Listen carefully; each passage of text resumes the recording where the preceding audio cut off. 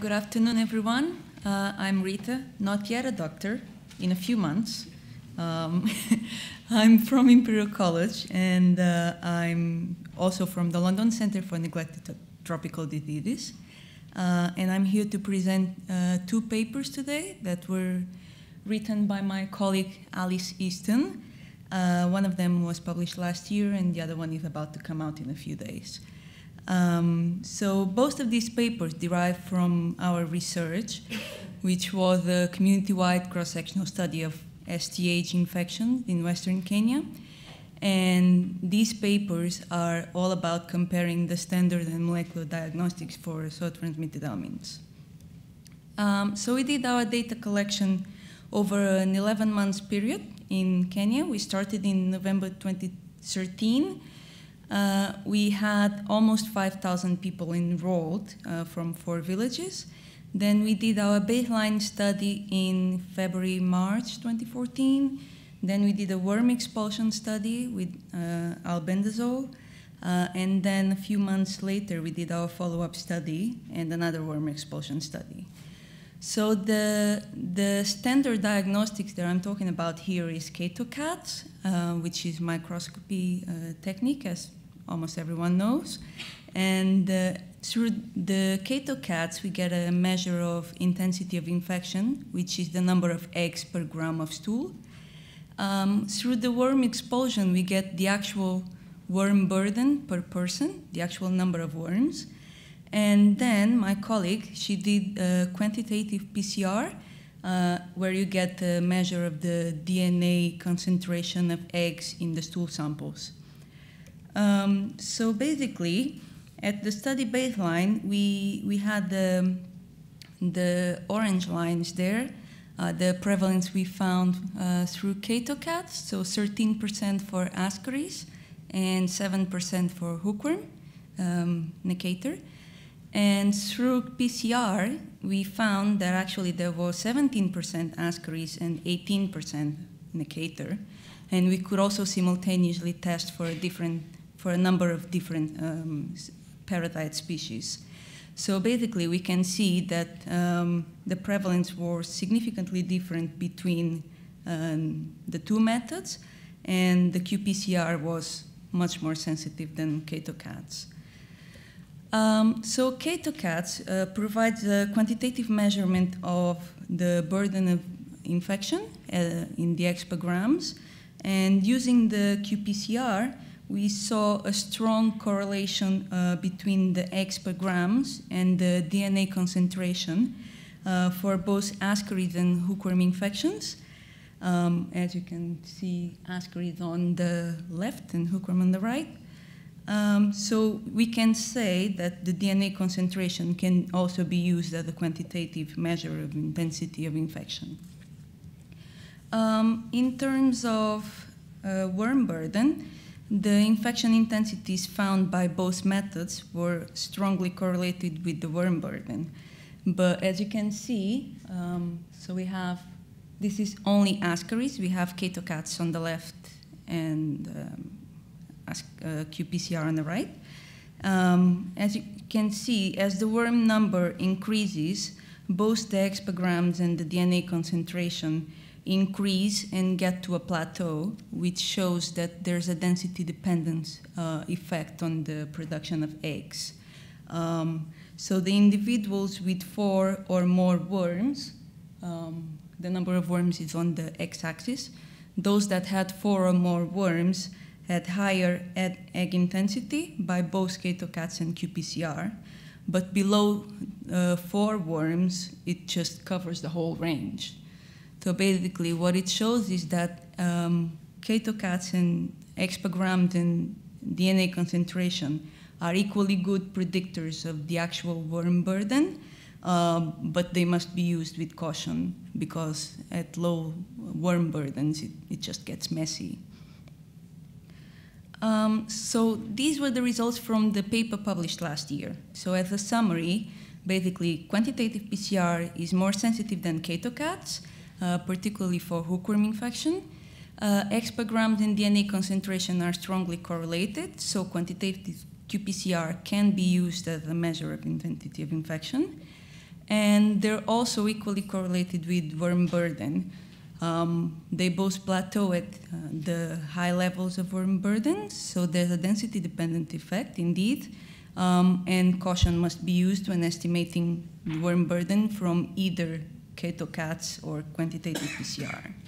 So moving on to the second paper, since we found these differences in sensibility of the two techniques, we wanted to check how precise the techniques are. So by measuring the intensity of infection of each sample repeatedly, we have samples A, B, C, and D in different colors. The qPCR measurements, the repeated qPCR measurements, were all within more or less 20% of the mean for each of the samples, except when near the detection limit, which is the orange one, where the measurements just get all over the place. But for KetoCats, which is on the right, you get differences from the mean as high as 50%, even at relatively high egg counts. So this means that KetoCats needs to be replicated to get relatively more accurate, while qPCR can be accurate, is more accurate during just a singlicate. So since we found all of this variability in KetoCats, we wanted to investigate the different sources that could be behind that variability. So this is an interesting plot.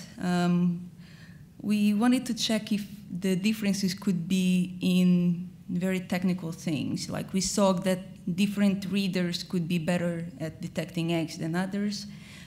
We saw that they might get tired during the day, so at the end of the day they will start missing eggs. And we saw that maybe hookworm slides would stay for too long at the end of the day, so we would start missing hookworm eggs. So my colleague did this interesting plot. We have the time on the y-axis, starting at the bottom before noon until 6 p.m. on the top. And we have readers 1 to 9, and each dot is a slide or a sample. So the blue, the left panel is the samples that were negative by quantitative PCR, and the right panel are the ones that were positive by PCR. And then the blue ones are the ones that were also negative by KetoCats, but the red ones are the ones that are positive by KetoCats. So as you can see, there's a few probable false negatives detected by KetoCats, but the interesting thing is all of the readers have them, and they are distributed evenly throughout the day. So there's no variability in terms of readers or time of day. That was interesting. So then we looked at the statistics for the relative importance of each source of variability in KetoCats and quantitative PCR. We did a random effects regression model, which found that the stool donor, meaning the person who the sample comes from, and whether that person expelled worms or not, explained most of the variability in the techniques. So it explains 90% of the variability. There's also other factors that explain just a little bit of those variabilities, but they're very small.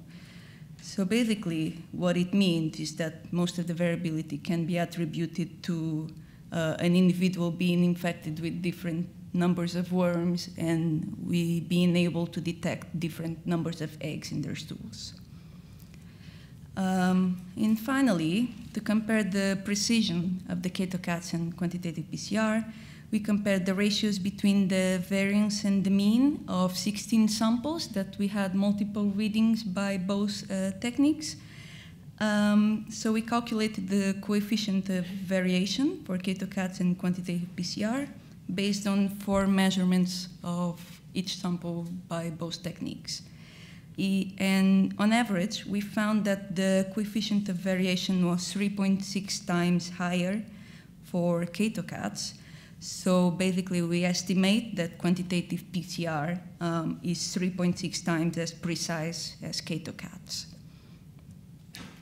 So to summarize the findings from this second paper, we found that the differences between the infection levels of stool donors explain the majority of the variability in egg intensity measurements by both techniques.